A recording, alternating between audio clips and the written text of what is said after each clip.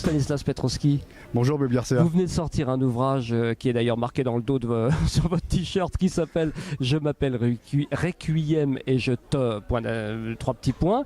Le Requiem en question, c'est un curé exorciste et qui combine un petit peu, je dirais, les univers de Don Camillo et de San Antonio, c'est à peu près ça. C'est tout à fait ça. De quoi ça parle alors ce livre? Alors, c'est donc, j'ai voulu créer un détective qui sorte des sentiers battus.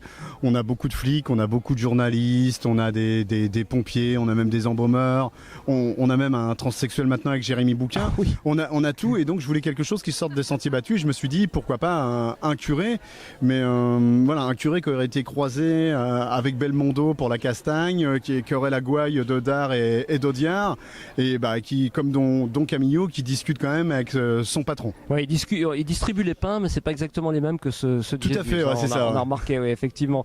Comment est née cette idée de curé vous êtes un grand amateur de Frédéric Dard, c'est votre inspirateur Ah ouais, c'est mon Parce qu'il maître. parle un peu comme Frédéric Dard, vous vous adressez au lecteur, enfin il y a tout ça. C'est mon maître absolu.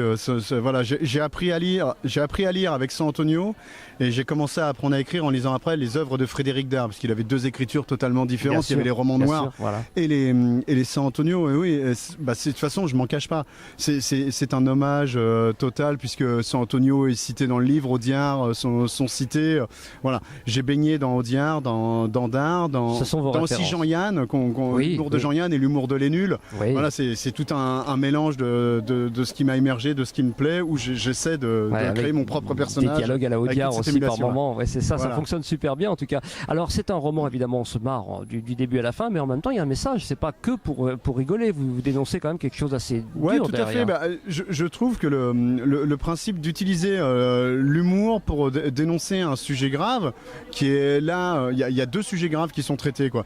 La pornographie où on va maltraiter entre guillemets les actrices, et aussi la pédopornographie qui est encore pire. Et donc le curé va enquêter dans ce milieu-là. Et le principe des aventures de Requiem, ce sera toujours de dénoncer un sujet qui me tient moi en tant qu'auteur et en tant qu'homme à cœur, et de le traiter comme c'est un sujet très lourd avec humour, pour pas rentrer dans le roman noir pur et dur comme j'ai pu le faire sur les camps de concentration. Alors du coup, ce personnage-là qui est vraiment très très typé, on peut pas le rater. Enfin, c'est un personnage emblématique presque déjà. Il va devenir récurrent ou J'espère, j'espère qu'il va devenir récurrent. Le deuxième est en comité de lecture.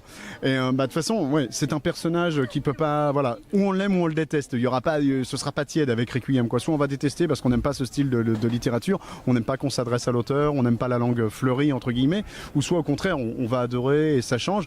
Et puis j'ai voulu faire un bouquin anti-crise, quoi. Quand on voit les actus, on a envie de déprimer derrière le Non, c'est génial parce qu'on se marre un peu. On peut dire aussi quelque chose, c'est que votre curé, on pourrait penser que vu comment il se comporte, on peut le dire, il va dans des maisons closes et il fait des choses pas tout à fait normales pour des curés, ou du moins pas annoncées tel quel, mais il n'est pas du tout en rupture de banc en réalité. Vous avez une très forte un très fort respect pour la religion, ses croyances, il fait la messe, il respecte ses paroissiennes. Bien sûr, et il respecte, c'est même peut-être un des seuls curés qui fait encore les nonnes, tous ces offices qui sont très très tôt, où il y a juste, comme elle dit, les grenouilles de bénitier qui sont là.